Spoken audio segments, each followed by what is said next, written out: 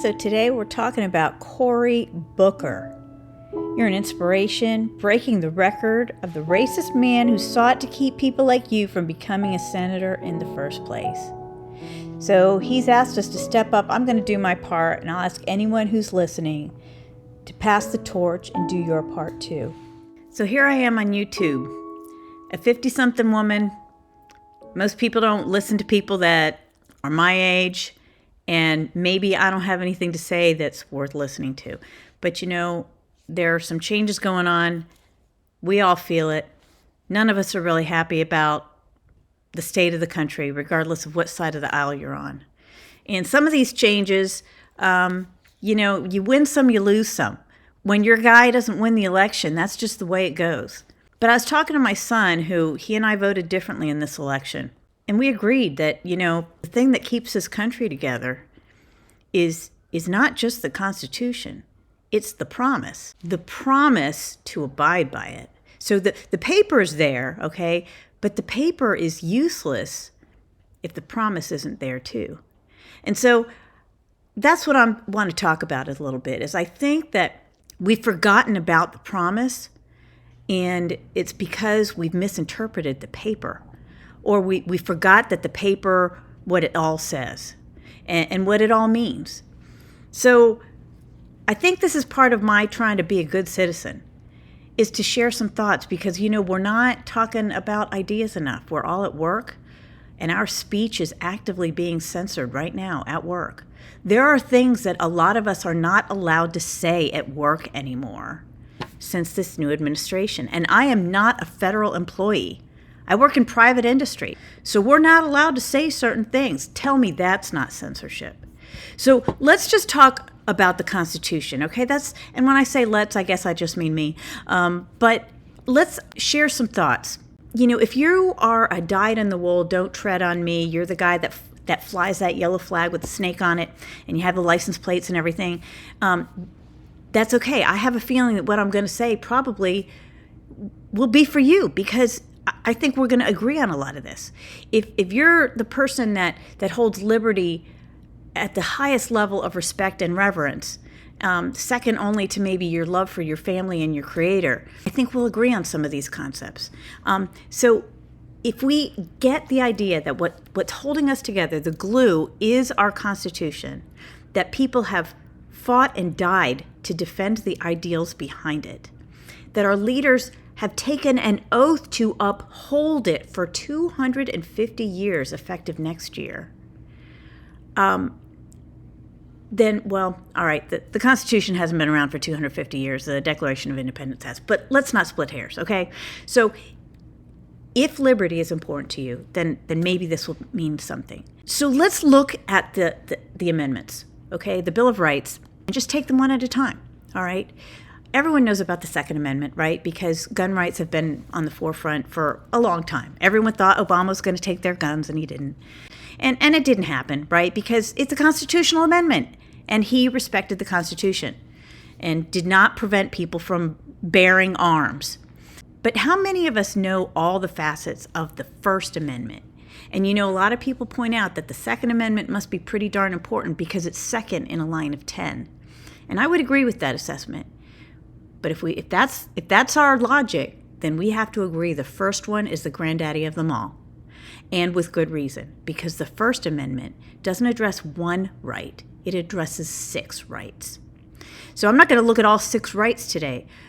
I'd like to come back, a few minutes each time and look at either a portion of an amendment or the entire amendment. But today I'm just going to read the First Amendment and just talk about a portion of it. So here it is. Congress shall make no law respecting an establishment of religion, number 1, or prohibiting the free exercise thereof, number 2, or abridging the freedom of speech, number 3, or of the press, number 4. The right of the people to peaceably assemble, number 5, and to petition the government for redress of grievances. So yeah, it's a big one, that first one, because there are 6 separate, in some cases related, but in other ways separate rights that are mentioned in one amendment. So I've got to say, since it's first, and since there's 6 of them, it probably rightfully is first because it is most important. So let's talk about religion. And here's what kills me. This idea of establishing religion, and a lot of people will say the founding fathers were Christian and we're supposed to have a Judeo-Christian ethic. Here's the thing, though. The people that came to our country, on ships from England were fleeing England because of religious persecution. And guess what? These people that were fleeing were Christians, and the people that were chasing them away or threatening to put them in prison were also Christians. So what you going to do about that? So that is why it's the first thing that's mentioned, because the government establishing a religion or dictating how religious rites are practiced, either one of those is not acceptable. It's a big no-no. And we could say that our forefathers were all Christians, but you got to do a little bit more research, because Thomas Jefferson had an interesting version of the Bible, and James Madison, who was a practicing Christian, he was the most, if memory serves, he was one of the most vocal people about separating church from state. I've heard a lot of rhetoric, a lot of people saying that there's been a misinterpretation of that. No, there hasn't. It's very clear. The first people that were persecuted were Christians, and they were being persecuted by Christians, and that's why our largely Christian founding fathers still said no establishment of a religion. Period, end of story. And that is to protect the Christians and the non-Christians. But guess what? If you're Christian, this protects you as much as it protects people who are not Christian. Because if for some reason one of your children's teachers, who, I don't know, could be a Hindu, could be a practicing Muslim, could be a practicing Jewish person, could be a follower of Confucius, pick a religion or a belief system, any one you want. But the point is that if that your child's teacher came to school, a public school, and wanted to start preaching about that, that's how you're protected. Because the public school is funded by tax dollars, a government entity, and the government cannot establish a religion. You want to learn about religions? Then you got to learn about all of them. Make it a history day. That's fine. But they can't establish a religion. And that's not cool with any of us.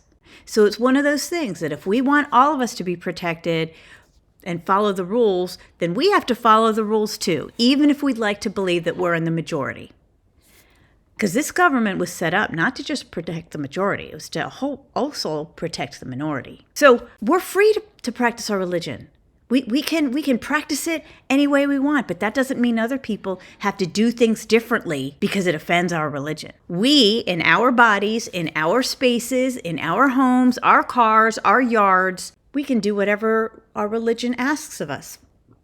Within reason, of course. But that's what church is for, and that's what our own personal private spaces are meant to protect every single one of us. That's my spiel on the establishment of religion. Next time, we'll talk about abridging freedom of speech, and it's a biggie. It's a really big one, especially since people are being carted off to detention centers because they exercised their right to free speech without inciting violence. So yeah, liberty. Handle with care.